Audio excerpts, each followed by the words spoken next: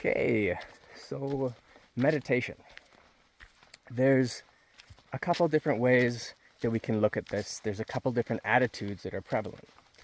First, you have the one that meditation is bliss, it's relaxing, it's insert whatever you hear about meditation before you actually start meditating. And this can be very good, but the issue is that if meditation's supposed to be relaxing and easy and calming, then anytime you encounter something that is in opposition to that, you won't be able to continue. Because to the mind at that moment, you're failing the task. Okay? So we want to explore the states of stress that come up.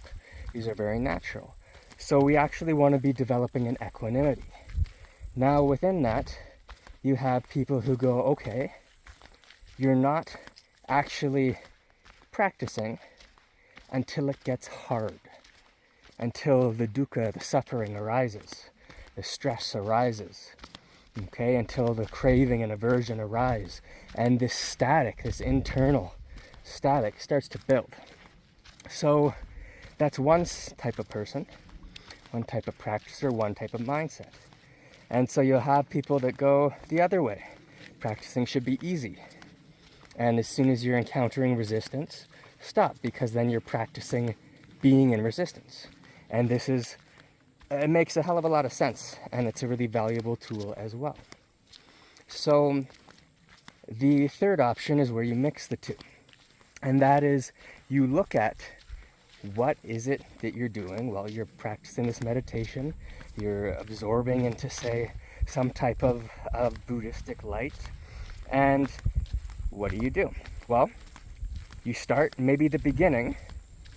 Well, especially if you're a beginner practicer. In the beginning, what you have is what they call the flash in the pan. Things get very intense. You experience all your resistance, and then it burns off, and you can sit there and practice, you settle in.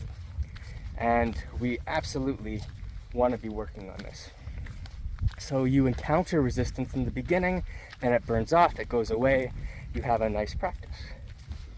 Now what will happen is the resistance will come back, or a new resistance will be exposed.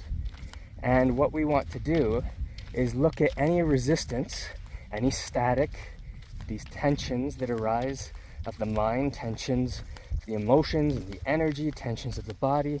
This stuff all arises, and how we want to explore it is as a point of resistance to the object of the meditation, to the frequency, feeling quality that you are absorbing into. Okay? So if you're absorbing into a particular type of light, you're disappearing, then suddenly, bam, you just get railed back in to the body. Things come flying back, and maybe it's physical pain, maybe it's some type of emotional static, could be anything. And what we want to do then is not run from that, but look at it with equanimity. Look at it in the absence of craving, in the absence of aversion, and in the absence of the thing in between. Okay? So as we do this, and we can look at the resistance for what it is, we can dissolve that resistance into the object of our meditation, into the energy you're working with, into the type of frequency you're working with, into the feeling quality you're working with. It is merely something that is in contrast to the object. So this is a really useful tool, okay? Then that perception of static resistance, it disappears. And that particular element of you that was in contrast to the goal you're working with, which in this case would be a type of unity, a type of yoga or unity with the object of your practice in that state, or in that stage, you can keep pursuing that, okay? Eventually, you may likely encounter resistances that are greater then your ability to release them into that state. Okay, so explore this in your practice. Okay, practice, make it fun and easy.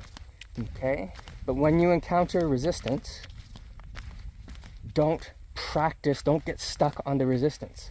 If you have the attitude of, I am not practicing well unless I'm encountering a lot of resistance, you are merely practicing being in resistance.